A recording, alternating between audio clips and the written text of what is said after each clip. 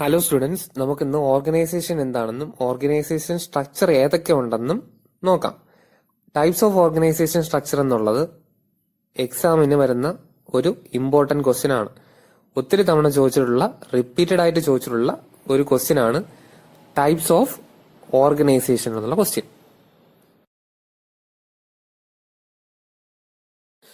ആദ്യം നമുക്ക് എന്താണ് ഓർഗനൈസേഷൻ എന്ന് നോക്കാം.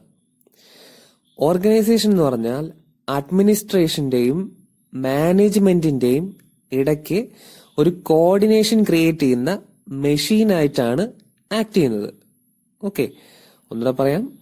ഓർഗനൈസേഷൻ എന്ന് പറഞ്ഞാൽ അഡ്മിനിസ്ട്രേഷനും മാനേജ്മെന്റും അതിന്റെ ഇടയ്ക്ക് ഒരു കോർഡിനേഷൻ എസ്റ്റാബ്ലിഷ് ചെയ്യുന്ന മെഷീനറി ആയിട്ടാണ് ആക്ട് ചെയ്യുന്നത്. അഡ്മിനിസ്ട്രേഷൻ എന്ന് പറഞ്ഞാൽ നമുക്കിവിടെ ഭരണ കയ്യിലുള്ളവരെന്ന് പറയാം. ഇനി മാനേജ്മെന്റ് എന്ന് പറഞ്ഞാലോ നമുക്ക് പറയാം ഭരിക്കാൻ വേണ്ടിയിട്ട് ഹെൽപ്പ് ചെയ്യുന്നവർ അല്ലെങ്കിൽ സഹായം ചെയ്യുന്നവരെയാണ് നമ്മൾ മാനേജ്മെന്റ് എന്ന് വിളിക്കുന്നത്.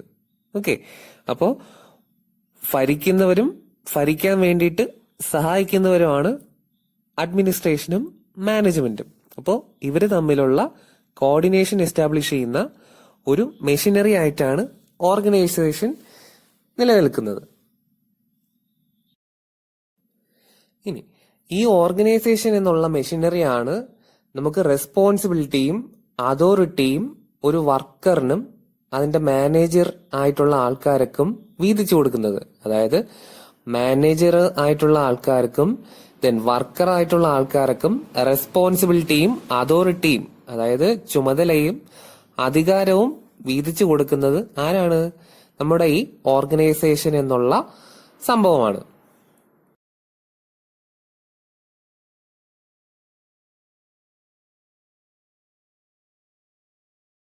അപ്പോൾ ഈ രണ്ട് സെന്റൻസ് ആണ് പറഞ്ഞേക്കുന്നത്. Organisation is defined as the machinery which establish the coordination between administration and management. ഇനി ദിസ് മെഷീനറി അതായത് ഓർഗനൈസേഷൻ ഉള്ള machinery fixes responsibility and authority to the workers and managerial people and makes them linked in a particular structure. ഒരു സ്ട്രക്ചറിൽ link ചെയ്യാൻ വേണ്ടിയിട്ട് ഈ വർക്കറിനെയും manager ആയിട്ടുള്ള ആൾക്കാരെയും സഹായിക്കുന്നത് ഈ ഓർഗനൈസേഷൻ ആണ്. ഈ മെഷീനറി അതായത് ഓർഗനൈസേഷൻ എന്നുള്ള മെഷീനറി തന്നെയാണ് റെസ്പോൺസിബിലിറ്റി അതായത് ചുമതല, ദെൻ അതോറിറ്റി അതായത് അധികാരം ആർക്ക് കൊടുക്കുന്നത്? വർക്കേഴ്സിനും മാനേജർ ആയിട്ടുള്ള ആൾക്കാർക്കും പ്രൊവൈഡ് ചെയ്യുന്നത്. ആദ്യം നമുക്ക് എന്താണ് ഓർഗനൈസേഷൻ സ്ട്രക്ചർ എന്ന് നോക്കാം. ഓർഗനൈസേഷൻ സ്ട്രക്ചർ എന്ന് പറഞ്ഞാൽ ഇത്രയേ ഉള്ളൂ, അതൊരു സിസ്റ്റമാറ്റിക് അറേഞ്ച്മെന്റ് ആണ്. ഇനി നമുക്ക് ആരുടെ സിസ്റ്റമാറ്റിക് അറേഞ്ച്മെന്റ് ആണെന്ന് നോക്കാം. It is a systematic arrangement of people working for an organisation in order to achieve certain goals. ഒരു സെർട്ടൈൻ ഗോൾ അച്ചീവ് ചെയ്യാൻ വേണ്ടിയിട്ട് ഒരു ഇൻസ്റ്റിറ്റ്യൂഷനിൽ വർക്ക് ചെയ്യുന്ന അല്ലെങ്കിൽ ഒരു ഓർഗനൈസേഷനിൽ വർക്ക് ചെയ്യുന്ന ആൾക്കാരുടെ ഒരു സിസ്റ്റമാറ്റിക് അറേഞ്ച്മെന്റിനെയാണ് നമ്മൾ എന്ത് പറയുന്നത്? ഓർഗനൈസേഷൻ സ്ട്രക്ചർ എന്ന് പറയുന്നത്. പേരിൽ തന്നെ ഉണ്ട് ഓർഗനൈസേഷൻ സ്ട്രക്ചർ. ആ ഒരു ഓർഗനൈസേഷനിൽ വർക്ക് ചെയ്യുന്ന ഒരു കോമൺ ഗോളിന് വേണ്ടിയിട്ട് ഓർഗനൈസേഷനിൽ വർക്ക് ചെയ്യുന്ന ഗ്രൂപ്പ് ഓഫ് പീപ്പിളിന്റെ സിസ്റ്റമാറ്റിക് അറേഞ്ച്മെന്റിനെയാണ് നമ്മൾ എന്ത് പറയുന്നത്? ഓർഗനൈസേഷൻ സ്ട്രക്ചർ എന്ന് പറയുന്നത്. ഡെഫിനേഷൻ ഇപ്പൊ പഠിക്കുക, കൂടുതൽ ഡീറ്റെയിൽ ആയിട്ട് പറയുമ്പോൾ നിങ്ങൾക്ക് അത് എന്താണെന്ന് മനസ്സിലാവും. ഓർഗനൈസേഷൻ സ്ട്രക്ചറിന്റെ ഒരു ഡെഫിനേഷൻ കൂടെ നോക്കാം. Okay, organisation structure is the network of relationship between the various position in an organisation. ഒരു ഓർഗനൈസേഷനിലുള്ള പല പോസ്റ്റുകൾ അല്ലെങ്കിൽ പല പൊസിഷൻ, എക്സാമ്പിൾ വർക്കറോ ഫോർമാനോ അങ്ങനെയുള്ള ഏതെങ്കിലും ഒരു രണ്ട് പോസ്റ്റുകൾ അല്ലെങ്കിൽ ഒരുപാട് പോസ്റ്റുകൾ തമ്മിലുള്ള റിലേഷൻഷിപ്പിനെയും ഓർഗനൈസേഷൻ സ്ട്രക്ചർ ആയിട്ട് നമുക്ക് പറയാൻ പറ്റും. ഒരു ഇൻഡസ്ട്രിയൽ ഓർഗനൈസേഷന്റെ സ്ട്രക്ചർ ഡിഫൈൻ ചെയ്യുന്ന അല്ലെങ്കിൽ ഡിപ്പെൻഡ് ചെയ്യുന്ന ഫാക്ടേഴ്സ് ആണ് താഴെ പറയുന്ന മൂന്ന് കാര്യങ്ങൾ. ഒന്ന്, സൈസ് ഓഫ് ഓർഗനൈസേഷൻ. നമ്മുടെ ഓർഗനൈസേഷൻ വലുതാണോ ചെറുതാണോ എന്നുള്ള size. Then nature of product. നമ്മുടെ ഓർഗനൈസേഷൻ അല്ലെങ്കിൽ നമ്മുടെ കമ്പനിയിൽ മേക്ക് ചെയ്യുന്ന പ്രോഡക്റ്റിന്റെ നേച്ചർ. ദെൻ മൂന്നാമത്തത് complexity of problems being faced. നമ്മൾ അതിനകത്ത് ഫേസ് ചെയ്യുന്ന പ്രോബ്ലംസിന്റെ കോംപ്ലക്സിറ്റി. കോമൺ ആയിട്ട് നിങ്ങൾക്ക് പഠിക്കാനുള്ള മൂന്ന് ഓർഗനൈസേഷൻ സ്ട്രക്ചർ ആണ് അതിനകത്ത് പറയുന്നത്. ഒന്നാമത്തത് ലൈൻ അല്ലെങ്കിൽ മിലിറ്ററി അല്ലെങ്കിൽ സ്കെയിലാർ ഓർഗനൈസേഷൻ. രണ്ടാമത്തത് ഫങ്ഷണൽ ഓർഗനൈസേഷൻ. മൂന്നാമത്തത് ലൈൻ ആൻഡ് സ്റ്റാഫ് ഓർഗനൈസേഷൻ. ഈ മൂന്ന് ഓർഗനൈസേഷൻ ആണ് നിങ്ങൾക്ക് പഠിക്കാനുള്ളതും എക്സാമിന് ചോദിക്കുന്നതും. ഓക്കെ, ആദ്യം നമുക്ക് ലൈൻ അല്ലെങ്കിൽ മിലിറ്ററി അല്ലെങ്കിൽ സ്കെയിലാർ ഓർഗനൈസേഷൻ എന്താണെന്ന് നോക്കാം. സ്കെയിലാർ ചേഞ്ച് ഞാൻ ഹെൻറി ഫയോളിന്റെ 14 പ്രിൻസിപ്പിളിന്റെ സമയത്ത് പറഞ്ഞ ഒരു കാര്യമാണ് സ്കെയിലാർ ചെയിൻ എന്നുള്ള ഒരു കാര്യം. ഓക്കെ, അപ്പോൾ നമുക്ക് ലൈൻ അല്ലെങ്കിൽ മിലിറ്ററി അല്ലെങ്കിൽ സ്കെയിലാർ ഓർഗനൈസേഷന്റെ കാര്യം നോക്കാം. This is A simplest form of organisation. ഇതാണ് ഏറ്റവും സിമ്പിൾ ആയിട്ടുള്ള ഓർഗനൈസേഷന്റെ ഫോം, ഏറ്റവും പുരാതനമായിട്ടുള്ളത്. ഓക്കെ, ഇതിനെ നമ്മൾ മിലിറ്ററി ഓർഗനൈസേഷൻ എന്നും പറയാറുണ്ട്. അതിന്റെ കാരണം എന്ന് പറഞ്ഞാൽ പണ്ട് മിലിറ്ററിയിലെ നമ്മൾ ഈ ഓർഗനൈസേഷൻ സ്ട്രക്ചർ ആയിരുന്നു ഫോളോ ചെയ്തിരുന്നത്. In this type of organisation the authority flows directly from top to bottom. Authority എന്ന് പറഞ്ഞാൽ നേരത്തെ പറഞ്ഞു എന്താണ്, അധികാരത്തെയാണ് നമ്മൾ അതോറിറ്റി ആയിട്ട് പറയുന്നത്. അപ്പോൾ ഇതിനകത്ത് പണ്ടത്തെ മിലിറ്ററി ഓർഗനൈസേഷൻ നിങ്ങൾ ആലോചിച്ച് നോക്കിയാൽ അറിയാം, ഏറ്റവും ടോപ്പിൽ ഒരാൾ കാണും, പുള്ളിക്ക് ഓർഡർ ഇടാൻ വേണ്ടിയിട്ട് അതിന്റെ താഴെ ആൾക്കാരുണ്ടാവും. അപ്പോൾ അതേപോലെ അതോറിറ്റി, അതായത് അധികാരം എവിടെ നിന്ന് എങ്ങോട്ട് മാറും, ടോപ്പിൽ നിന്ന് ബോട്ടത്തിലോട്ടാണ് പോകുന്നത്. ഏറ്റവും ടോപ്പിലുള്ള ആൾക്കാണ് ഏറ്റവും കൂടുതൽ അതോറിറ്റി ഉള്ളത്, അതായത് അധികാരമുള്ളത്. ദെൻ അതിന് താഴെ അധികാരത്തിന്റെ അളവ് കുറയും. ദെൻ അങ്ങനെ താഴെ പൊയ്ക്കൊണ്ടിരിക്കും. നിങ്ങൾക്ക് ലൈൻ ഓർഗനൈസേഷന്റെ ലൈൻ ഡയഗ്രാം ആണ് ഇപ്പോ നിങ്ങൾ സ്ക്രീനിൽ കാണുന്നത്. നോക്കുമ്പോൾ അറിയാം, ഏറ്റവും മുകളിൽ ജനറൽ മാനേജർ ഉണ്ട്, ദെൻ അതിന്റെ താഴെ വർക്ക്സ് മാനേജർ ഉണ്ട്, ദെൻ വർക്ക്സ് മാനേജറുടെ താഴെ 2 സൂപ്രണ്ട് ഉണ്ട്, അതായത് 2 ഡിപ്പാർട്ട്മെന്റ് ഉണ്ടാവും. അപ്പൊ ആ 2 ഡിപ്പാർട്ട്മെന്റിനും ഓരോ സൂപ്രണ്ട് വെച്ചിട്ട് ഉണ്ടാവും. ഓക്കെ, ഇനി ആ സൂപ്രണ്ടിന്റെ താഴെ ഫോർമാൻ ഉണ്ട്, വർക്കേഴ്സ് ഉണ്ട്. ഓരോ ഫോർമാനും ഒരുപാട് വർക്കേഴ്സ് ഉണ്ടാവും. അങ്ങനെ ഒരുപാട് ഫോർമാനും ഒരുപാട് വർക്കേഴ്സും ഉണ്ടാവും. ഇനി സൂപ്രണ്ട് 2 അല്ലെങ്കിൽ ഡിപ്പാർട്ട്മെന്റ് 2ലും ഇതേ അവസ്ഥയാണ്. അപ്പോ സൂപ്രണ്ട് 1 അല്ലെങ്കിൽ സൂപ്രണ്ട് 2 അത് രണ്ട് ഡിപ്പാർട്ട്മെന്റ് ആവാം. അവിടെ മാനുഫാക്ചർ ചെയ്യുന്ന ചിലപ്പോൾ എന്തെങ്കിലും പ്രോഡക്റ്റ് ആവാം. അപ്പൊ ആ പ്രോഡക്റ്റിന്റെ നേച്ചർ വേറെ വേറെ ആവാം. ഓക്കെ, അപ്പോൾ 2 ഡിഫറെന്റ് ഡിപ്പാർട്ട്മെന്റും അതിന് 2 സൂപ്രണ്ടും. നമുക്ക് നമ്മുടെ കോളേജിന്റെ കേസ് ജസ്റ്റ് ഒരു എക്സാമ്പിൾ ആയിട്ട് മാത്രം എടുത്തു നോക്കാം. പക്ഷെ ആക്ച്വലി അങ്ങനെ അല്ല, ഞാനൊരു എക്സാമ്പിൾ ആയിട്ട് മാത്രം പറയുകയാണ്. നിങ്ങൾക്ക് വർക്ക്ഷോപ്പിന് ഒരു ഹെഡ് ഉണ്ട്, അതിന് സൂപ്രണ്ട് എന്ന് പറയും. ദെൻ ടീച്ചിങ് സ്റ്റാഫ്, പഠിപ്പിക്കുന്ന സ്റ്റാഫുകളുടെ ഹെഡായിട്ട് ഒരാളുണ്ട്, HOD എന്ന് പറയും. അപ്പോൾ ഒരുപാട് ഡിപ്പാർട്ട്മെന്റ് ഉള്ളത് കൊണ്ട് ഒരുപാട് HODമാരുടെ പോസ്റ്റ് വരും. ഓക്കെ, അപ്പോൾ നമ്മുടെ വർക്ക്ഷോപ്പ് സൂപ്രണ്ട്, HOD ഇതെല്ലാം ഒരേ കാറ്റഗറിയിൽ വരും, അതായത് ഒരു ഡിപ്പാർട്ട്മെന്റിന്റെ ഹെഡായിട്ട് വരും. ഓക്കെ, അവരുടെ താഴെ ഒരുപാട് ആൾക്കാരുണ്ടാവും. ഇനി നമുക്ക് ഇതിന്റെ ഫീച്ചേഴ്സ് നോക്കാം. ഇവിടെ ഈ ഓർഗനൈസേഷനകത്ത് സൂപ്പർവൈസർ അല്ലെങ്കിൽ ബോസ് ആണ് ഓർഡർ കൊടുക്കുന്നത് സബോർഡിനേറ്റ്സിന്, അതായത് അവർക്കാണ് ഓർഡർ കൊടുക്കാനുള്ള അധികാരം കൊടുത്തേക്കുന്നത്. ഇനി ഈ സൂപ്പർവൈസർ അല്ലെങ്കിൽ ബോസിന് നമ്മുടെ വർക്കേഴ്സിന് ഡ്യൂട്ടീസ് അസൈൻ ചെയ്ത് കൊടുക്കാൻ പറ്റും. അവർക്കെതിരെ ഡിസിപ്ലിനറി ആക്ഷൻ, നടപടികൾ എടുക്കാൻ സാധിക്കും. ഇനി നിങ്ങൾ നേരത്തെ കണ്ടു, ഓരോ ഡിപ്പാർട്ട്മെന്റിന്റെയും ഹെഡ് ഓരോ ആളായിരിക്കും, അതായത് ഓരോ സൂപ്രണ്ട് ആയിരിക്കും. ലൈൻ ഓർഗനൈസേഷന് കാണാൻ പറ്റുന്ന നമുക്ക് അടുത്ത ഫീച്ചറാണ്, ഇതിനകത്ത് അതോറിറ്റി ഫ്ലോ ചെയ്യുന്നതെന്ന് പറഞ്ഞാൽ ടോപ്പ് ടു ബോട്ടം ഒരു വെർട്ടിക്കൽ ലൈനിലാണ്. ഞാൻ നേരത്തെ 14 പ്രിൻസിപ്പിളിന്റെ കാര്യം പറഞ്ഞപ്പോൾ പറഞ്ഞ കാര്യമാണ്, ഒറ്റ ലൈനിലാണ്, ഒരു വെർട്ടിക്കൽ ലൈനിലാണ് ഇതിനകത്ത് അതോറിറ്റി അല്ലെങ്കിൽ അധികാരം ഫ്ലോ ചെയ്യുന്നത്. അതുകൊണ്ട് തന്നെയാണ് ഇതിന് മറ്റു പേരുകൾ പറഞ്ഞേക്കുന്നത് ലൈൻ ഓർഗനൈസേഷൻ അല്ലെങ്കിൽ സ്കെയിലാർ ഓർഗനൈസേഷൻ അല്ലെങ്കിൽ മിലിറ്ററി ഓർഗനൈസേഷൻ എന്ന് പറഞ്ഞേക്കുന്നത്. ഇനി നിങ്ങൾ പട്ടാളച്ചിട്ട എന്ന് കേട്ടിട്ടില്ലേ? അപ്പോ ഇതിന്റെ വേറൊരു പ്രത്യേകത പട്ടാളച്ചിട്ടയാണ്. ഇത് ആർക്കാണ് അതോറിറ്റി, ആർക്കാണ് റെസ്പോൺസിബിലിറ്റി എന്ന് കൃത്യമായിട്ടും എക്സ്പ്ലെയിൻ ചെയ്ത് വെച്ചിട്ടുണ്ട്. അതായത് ആരെയൊക്കെ അനുസരിക്കണമെന്നും ആരുടെയൊക്കെ ഓർഡർ സ്വീകരിക്കണമെന്നും ആരെയൊക്കെ കൃത്യമായിട്ടും ഒബേ ചെയ്യണമെന്നും ഈ ഒരു ഓർഗനൈസേഷൻ പറഞ്ഞു വെക്കുന്നുണ്ട്. അതുകൊണ്ടാണ് ഇതിന് ലൈൻ ആൻഡ് സ്റ്റാഫ് ഓർഗനൈസേഷന് മിലിറ്ററി ഓർഗനൈസേഷൻ എന്ന് പറയാൻ കാരണം. അതായത് കറക്റ്റ് പട്ടാള ചിട്ട പോലെയാണ് ഇതിനകത്ത് ഓരോ കാര്യങ്ങളും നടക്കുന്നത്. ഇനി നമുക്ക് ഇതിന്റെ അഡ്വാൻറ്റേജ് നോക്കാം. It is simple and very easy to understand, flexible ആണ്. ദെൻ അടുത്ത പോയിന്റ്, ഇത് clear division of authority and responsibility ആണ്. നമ്മുടെ അതോറിറ്റിയുടെയും റെസ്പോൺസിബിലിറ്റിയുടെയും ക്ലിയർ ആയിട്ടുള്ള ഡിവിഷനാണ്. ഇതിനകത്ത് നമുക്ക് അടുത്ത പോയിന്റ് പറയുന്നത് പറഞ്ഞാൽ, ഇതിനകത്ത് നമുക്ക് പെട്ടെന്ന് ഡിസിഷൻ എടുക്കാനും സ്പീഡി ആക്ഷനും പോസിബിൾ ആണ്. കാരണം കൃത്യമായിട്ട് നമ്മൾ ഡിഫൈൻ ചെയ്ത് വെച്ചിട്ടുണ്ട്, ആരെ അനുസരിക്കണമെന്ന് ഡിഫൈൻ ചെയ്ത് വെച്ചിട്ടുണ്ട്, അവർക്ക് അനുസരിച്ചേ പറ്റത്തുള്ളൂ. Then strong in discipline like military organization അല്ലെങ്കിൽ മിലിറ്ററി പട്ടാളച്ചിട്ട പോലെ ഡിസിപ്ലിൻ എന്താണ്, സ്ട്രോങ് ആണ്. Shifting of responsibility is not possible. അതായത് ഒരാളുടെ ചുമതല മറ്റൊരാൾക്ക് ചെയ്യാൻ പറ്റില്ല. അങ്ങനെ ഒരു പോസിബിലിറ്റി ഇതിനകത്തില്ല. It gives increased efficiency and operation. എഫിഷ്യൻസിയുടെ ഇംപ്രൂവ്മെന്റ് ഇതിനകത്ത് പോസിബിൾ ആണ്. നല്ല എഫിഷ്യൻസി ഉള്ള ഒരു ഓർഗനൈസേഷൻ ആണ് നമ്മുടെ ലൈൻ അല്ലെങ്കിൽ മിലിറ്ററി അല്ലെങ്കിൽ സ്കേലാർ ഓർഗനൈസേഷൻ. ഇനി നമുക്ക് ഡിസഡ്വാൻറ്റേജസ് നോക്കാം. ഇതിനകത്ത് നിങ്ങൾ ആ ലൈൻ ഡയഗ്രാം നോക്കുമ്പോൾ നിങ്ങൾക്ക് മനസ്സിലാവും ഒരു സ്പെഷ്യലിസ്റ്റിന്റെ റോള് ഇതിനകത്ത് എങ്ങും കാണാനില്ല. ഇനി അങ്ങോട്ട് ഉള്ള ഓർഗനൈസേഷനിൽ നിങ്ങൾക്ക് ആ സ്പെഷ്യലിസ്റ്റിന്റെ റോള് കൃത്യമായിട്ട് മനസ്സിലാവും. ഓക്കെ, അപ്പൊ ആ സ്പെഷ്യലിസ്റ്റിന്റെ റോള് ഇതിനകത്ത് ആബ്സെന്റ് ആണ്. സ്പെഷ്യലിസ്റ്റിന്റെ റോൾ എന്താണെന്ന് അടുത്ത ഓർഗനൈസേഷൻ നോക്കുമ്പോൾ നിങ്ങൾക്ക് ഡീറ്റെയിൽ ആയിട്ട് മനസ്സിലാവും. ഓക്കെ, അപ്പോൾ ഒരു സ്പെഷ്യലിസ്റ്റിന്റെ റോള് ഇതിനകത്ത് ഇല്ല.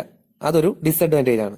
അതേപോലെ തന്നെ ഈ സ്പെഷ്യലിസ്റ്റ് ഇല്ലാത്ത കാരണം chances of wastage, accident, labour turn over എന്ന് പറഞ്ഞാൽ പീരിയോഡിക് ആയിട്ട് ലേബർ ആൾക്കാരെ മാറ്റിക്കൊണ്ടിരിക്കുന്ന, അതായത് ജോലി ചെയ്യാൻ താല്പര്യമില്ലാതെയും അല്ല മറ്റു കാരണങ്ങളാലും ലേബർ എന്ത് ചെയ്യും, പിരിഞ്ഞു പോകും. അപ്പം ലേബർ ടേൺ ഓവർ ഉണ്ടാവും. അതായത് ലേബർ ഇങ്ങനെ മാറി മാറി ആൾക്കാർ ഇങ്ങനെ മാറി മാറി യൂസ് ചെയ്യേണ്ടി വരും. അപ്പൊ അതേപോലുള്ള ലേബർ ടേൺ ഓവർ കൂടുതലായിരിക്കും. ഇതെല്ലാത്തിന്റെ കാരണം എന്താണ്? ഈ ഒരു സ്പെഷ്യലിസ്റ്റ് ആള് ഇതിനകത്ത് ആബ്സെന്റ് ആയതുകൊണ്ടാണ് ഇങ്ങനെ ഉണ്ടാവുന്നത്. അതായത് എല്ലാ ജോലിയും അവിടെ ഉള്ള ആ വർക്കുമായിട്ട് റിലേറ്റഡ് ആയിട്ടുള്ള കംപ്ലീറ്റ് ജോലിയും ഒരാൾ തന്നെ ചെയ്യേണ്ടി വരും, അല്ലെങ്കിൽ ആ ആൾക്കാർ തന്നെ ചെയ്യേണ്ടി വരും. പക്ഷെ ഇവർക്ക് അതിനെക്കുറിച്ചുള്ള നോളജോ സ്കില്ലോ ഉണ്ടാവണമെന്നില്ല. അവരത് ചെയ്യാൻ നിർബന്ധിതരായി പോകും. ഇതിനകത്ത് വേറൊരു ഡിസഡ്വാൻറ്റേജ് ഉള്ളതെന്ന് പറഞ്ഞാൽ ഗുഡ് വർക്കേഴ്സിനെ റിവാർഡ് ചെയ്യാനുള്ള സംവിധാനമില്ല. അതെന്തുകൊണ്ടെന്ന് പറഞ്ഞാൽ നമ്മൾ നേരത്തെ പറഞ്ഞു സ്പെഷ്യലിസ്റ്റ് ആൾക്കാരും ഇതിനകത്ത് വരുന്നില്ല. അപ്പോൾ ഗുഡ് വർക്കേഴ്സിനെ റിവാർഡ് ചെയ്യാനുള്ള ചാൻസ്, അല്ലെങ്കിൽ ഗുഡ് വർക്കേഴ്സിന് ഇൻസെന്റീവ്സും അല്ലെങ്കിൽ ഹൈക്കും സാലറി ഹൈക്കും എല്ലാം കൊടുക്കാനുള്ള ചാൻസ് ഇതിനകത്ത് കുറവാണ്. ഇനി നമ്മൾ നേരത്തെ ഡിപ്പാർട്ട്മെന്റ് ഹെഡിനെ കണ്ടു അല്ലെ. ഈ ഡിപ്പാർട്ട്മെന്റ് ഹെഡിനും ചിലപ്പം റൊട്ടീൻ വർക്ക് കാരണം ഓവർലോഡ് കയറി വരാം. അപ്പോൾ അത്രയും വർക്ക് ലോഡ് കൂടുന്നത് കൊണ്ട് ഇവർക്ക് ഇതിന്റെ ഫ്യൂച്ചർ എക്സ്പാൻഷനെ കുറിച്ച് ചിന്തിക്കാനുള്ള അവസരം കിട്ടത്തില്ല. അതായത് എപ്പോഴും ഇവര് വർക്കുമായിട്ട് ഓവർലോഡഡ് ആയിരിക്കും. സോ ആ ഒരു കാരണം കൊണ്ട് ഇവർക്ക് ഫ്യൂച്ചർ എക്സ്പാൻഷനും അതിനെക്കുറിച്ച് പ്ലാൻ, അതായത് കമ്പനിയുടെ പുരോഗതിയെ കുറിച്ച് പ്ലാൻ ചെയ്യാനുള്ള സമയം കിട്ടത്തില്ല. ഇനി നമ്മൾ ഓർഡർ കൊടുക്കുന്നത് ഞാൻ പറഞ്ഞു ടോപ്പിൽ നിന്ന് ബോട്ടത്തിലോട്ടല്ലേ. അപ്പോൾ ടോപ്പിൽ നിന്ന് ബോട്ടത്തിലേക്ക് ആ ഓർഡർ വരുമ്പം ഈ ഒരു ഓർഡറിന്റെ ഡിസ്ട്രോഷൻ, അതായത് പറഞ്ഞു വരുമ്പോഴത്തേക്കും ആ ഓർഡർ ഉദ്ദേശിച്ച എഫക്റ്റ് കിട്ടണമെന്നില്ല. അതായത് എവിടെയെങ്കിലുമൊക്കെ ആ ഇൻഫർമേഷനെ വളച്ചൊടിക്കാനുള്ള പോസിബിലിറ്റി കൂടുതലാണ്. അതായത് ഒരാളിപ്പം ഞാനിപ്പം എന്റെ താഴെ ഉള്ള ഒരാൾക്ക് ഒരു കാര്യം പറഞ്ഞു കൊടുക്കുന്നു. അപ്പൊ ഞാനൊരു രീതിയിലായിരിക്കും, ഞാൻ ഉദ്ദേശിക്കുന്ന ഒരു രീതിയായിരിക്കും. ഇനി എന്റെ താഴെയുള്ള ആള് അദ്ദേഹത്തിന്റെ താഴെയുള്ള ആൾക്ക് ഈ ഒരു ഇൻഫർമേഷൻ പാസ് ചെയ്ത് പോവുകയാണ്. അപ്പോൾ ഞാൻ എക്സ്പ്ലെയിൻ ചെയ്ത രീതിയിലായിരിക്കത്തില്ല പുള്ളി എക്സ്പ്ലെയിൻ ചെയ്തത്. അപ്പോൾ അവിടെ ഇൻഫർമേഷന്റെ ലോസും ഡിസ്റ്റോഷൻ, അതായത് വളച്ചൊടിക്കൽ എന്നുള്ള ആ പരിപാടിയൊക്കെ എന്ത് ചെയ്യും, എസ്റ്റാബ്ലിഷ്ഡ് ആവും. അപ്പൊ അത് ഇതിന്റെ ഒരു ഡിസഡ്വാൻറ്റേജ് ആണ്. അപ്പൊ ഇത്രയാണ് നമ്മുടെ ഏറ്റവും സിമ്പിൾ ആയിട്ടുള്ള ഓർഗനൈസേഷൻ സ്ട്രക്ചറിന്റെ ഡീറ്റെയിൽസ്. ഇനി ഇതിന് ആപ്ലിക്കേഷൻ കൂടെ ഉണ്ട്, ആപ്ലിക്കേഷൻ കൂടെ നോക്കണം. ഈ ലൈൻ ഡയഗ്രാം വളരെ ഇമ്പോർട്ടന്റ് ആണ്. വളരെ സിമ്പിൾ ആയിട്ട് നിങ്ങൾക്ക് മനസ്സിലാവുന്ന ഡയഗ്രാം ആണ്, എക്സാമിന് ചോദിക്കുന്നതാണ്. ഓക്കെ, അപ്പൊ ഇതിന്റെ ആപ്ലിക്കേഷൻ എന്ന് പറഞ്ഞാൽ ഇത് എവിടെയൊക്കെ യൂസ് ചെയ്യാമെന്നുള്ള കാര്യമാണ്. ഇത് sugar industry, paper, oil refinery, automatic plants അതുപോലുള്ള സ്ഥലങ്ങളിൽ ഇത് ആപ്ലിക്കബിൾ ആണ്. പിന്നെ നമ്മുടെ എഡ്യൂക്കേഷണൽ ഇൻസ്റ്റിറ്റ്യൂഷനിൽ ആപ്ലിക്കബിൾ ആണ്. ഞാൻ നേരത്തെ പറഞ്ഞു കോംപ്ലക്സിറ്റി കുറവുള്ള സ്ഥലങ്ങളിലും ഈ ഒരു ഓർഗനൈസേഷൻ ആപ്ലിക്കബിൾ ആണ്. അടുത്തത് ഫങ്ഷണൽ ഓർഗനൈസേഷൻ ആണ്. നമ്മുടെ FW ടൈലർ ആണ് ഫങ്ഷൻ ഓർഗനൈസേഷൻ സജസ്റ്റ് ചെയ്തത്. അപ്പോൾ അതിനൊരു കാരണമുണ്ട്. നമ്മൾ നേരത്തെ ലൈൻ ഓർഗനൈസേഷനിൽ മെയിൻ ആയിട്ട് ഡിസഡ്വാൻറ്റേജ് പഠിച്ചതെന്ന് പറഞ്ഞാൽ അതിനകത്തൊരു എക്സ്പേർട്ട് ഇല്ല, ഒരു സ്പെഷ്യലിസ്റ്റ് ഇല്ല. സ്പെഷ്യലിസ്റ്റിന്റെ ആബ്സെൻസ് ആണ് കഴിഞ്ഞ ലൈൻ ഓർഗനൈസേഷനിൽ നമ്മൾ ഡിസഡ്വാൻറ്റേജിൽ പഠിച്ച ഏറ്റവും പ്രധാനപ്പെട്ട കാര്യം. അപ്പൊ അതിനെ അവോയ്ഡ് ചെയ്തുകൊണ്ടാണ് നമ്മുടെ ഫങ്ഷണൽ ഓർഗനൈസേഷൻ കൊണ്ടുവന്നത്. അത് FW ടൈലർ ആണ് സജസ്റ്റ് ചെയ്തത്. അതിനകത്തുള്ള മെയിൻ അഡ്വാൻറ്റേജ് എന്ന് പറഞ്ഞാൽ അതിനകത്ത് എക്സ്പേർട്സ് ഉണ്ട്, അല്ലെങ്കിൽ സ്പെഷ്യലിസ്റ്റ് ആൾക്കാരുണ്ട്. നമ്മുടെ chemist, then designer, repair boss, then speed boss, then inspector, അതുപോലെ ഡിസിപ്ലിനറിയൻ, ഇത്രയും പേരുടെ അല്ലെങ്കിൽ അതിൽ കൂടുതൽ എക്സ്പേർട്സിന്റെ സഹായം ഓരോ സ്റ്റാഫിനും അവൈലബിൾ ആണ്. അപ്പോൾ നമുക്ക് വേറെ ഒരു എക്സ്പേർട്ടിന്റെ ഹെൽപ്പ് ഇതിനകത്ത് എവിടെയും ആവശ്യമില്ല. അപ്പൊ അവരുടെ മേൽനോട്ടത്തിലാണ് ഇതിനകത്ത് വർക്കുകളെല്ലാം നടക്കുന്നത്.